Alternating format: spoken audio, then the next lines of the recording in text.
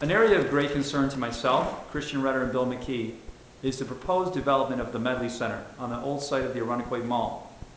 As you all know, this entire agreement was pushed through rapidly by our town board and administration under the guise that it had to be done immediately, with very little open discussion on the pilot agreement.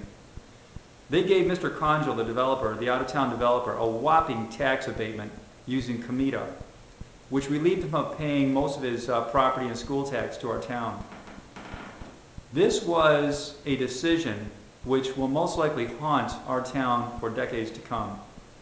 In my opinion, it was the single worst decision, business decision, I have ever seen by an individual or a government, as far as that I've had a first-hand accounting of.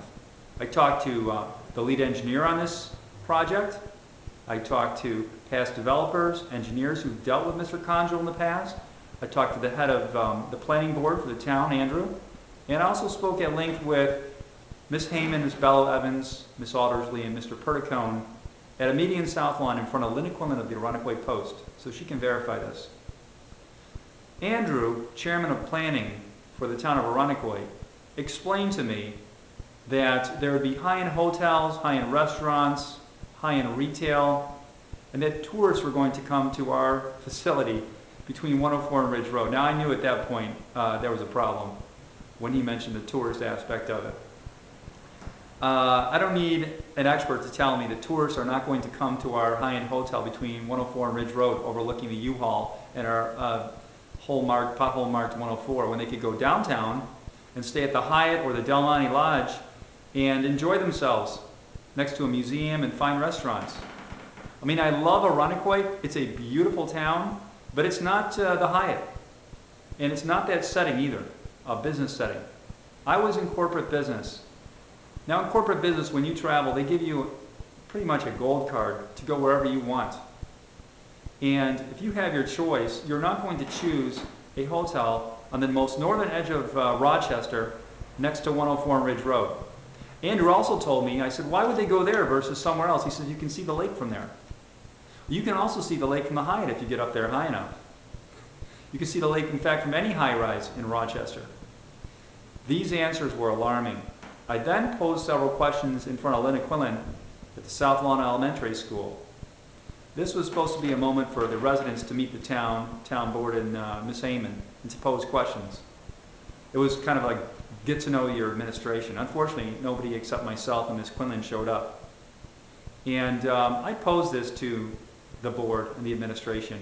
Who was going to come as tourists to our destination? And Ms. Aldersley's response was, people from Toronto. People from Toronto are not going to come to our high-end hotel between 104 and Ridge Road. Okay, they live in Toronto, it's a beautiful city. And if they come here, most likely they're going right down to the winery section, the Belhurst Castle and the Del Monte Lodge. Many of my clients are from Toronto and from the bigger cities in Canada. And I can attest they're not going to stay at our supposed high-end hotel. Look, I asked them additionally, what are the guarantees of the stores, the high-end hotels, and high-end retails that I was told by Andrew, chairman of planning, Neiman Marcus and Bassboro were coming. I had to ask my wife what Neiman Marcus was like, because I'd never been to one, because there's only a limited number in all the United States. They're so exclusive. In large cities like Philadelphia and New York. I had to ask her. So we got a catalog and started looking through there. Shoes for $1,000. Shirts, $300 and $400. Handbag, $800, $900, $1,500. These are very high-end amenities purchased by very wealthy people. In fact, Neiman Marcus and Nordstrom's wouldn't even come to Eastview Mall, and they make double our per capita. At that point, I knew we had a problem. I knew I was being taken.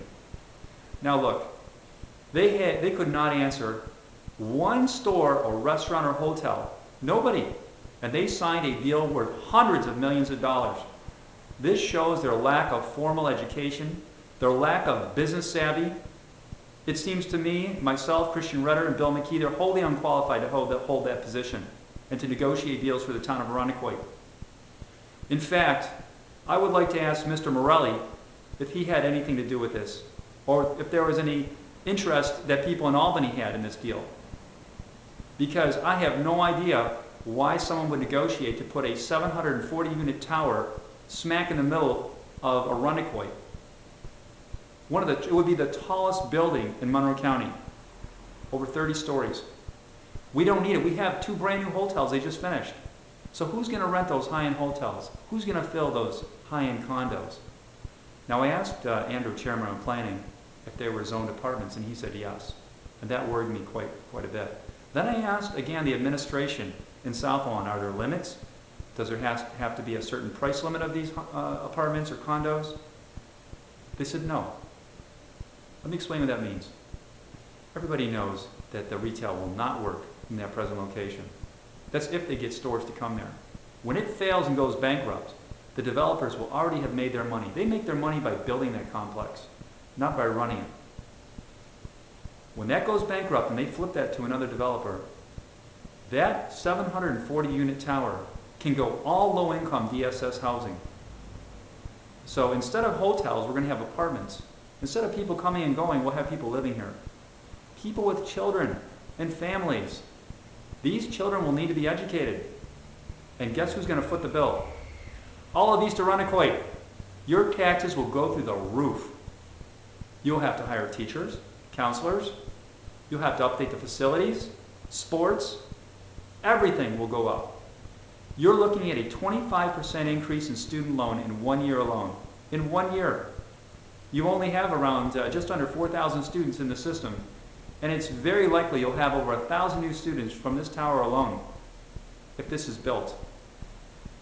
Look, your property values will be affected. We'll have to hire additional police. Taxes will rise. It'll make it very difficult for everybody in this town. In addition, if this goes low income or DSS, you're definitely looking at an uptick in crime, which will of course affect the image of Irondequoit as it gets basted across the headlines and across the news channels every time there's a crime there. Look, I want what's best for our town.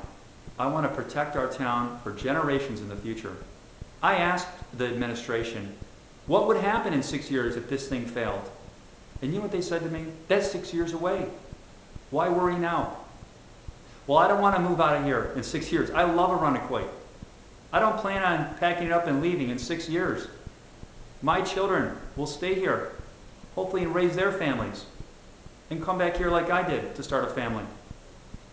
And I want to protect future generations. I will do whatever is necessary to protect your interest.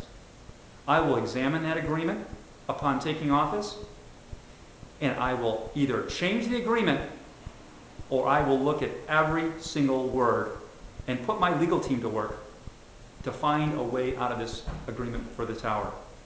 Unacceptable. And this is exactly what we got for having 5 individuals, in my opinion, who have no idea what they're doing and absolutely no business sense whatsoever. I have an email that I got from Ms. Heyman. I sent an email to Gail Bella. Gail Bella said to me in a town board meeting, send me some people that you've spoken with who share that same opinion that this entire tower will turn up like the Seneca Towers in a Hotel Cadillac when it's done and goes bankrupt and flipped. So I gave her my list, but I also sent her an email. Send me the list of the high-end hotels, high-end restaurants, and high-end retail that's already promised before you put pen to paper on that deal and you voted on it. And you know the answer I got? I got an answer back from the supervisor of Irondequoit, Marilyn Heyman.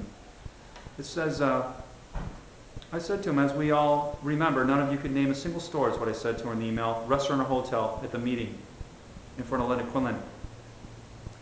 Do you still believe this to be true? Please bring the list to the next town board meeting of these hotels and restaurants and commercial groups that are committed. And she sent me an email back, and it says right on the bottom, no list exists. Contact the developer. Okay, that means they made the deal on the promise of a few bucks up front. They fell for one of the oldest tricks in the book. They couldn't make their budget. They're bonding money. They're over budget, and they were promised $500,000 or what have you, and they went for it, thinking it would look good in the short term, with no commitments. As evidenced by this email, I ask for your confidence. I ask for your vote. I will bring strong business principles with a backbone. I will stand up for our rights as citizens, as family members, as lifelong residents, and as concerned people for the welfare of our town. not for favorite interest, and I will not let Albany, Mr. Morelli, or anybody in the county of Monroe tell us how to develop our town or what deals to take. Thank you very much.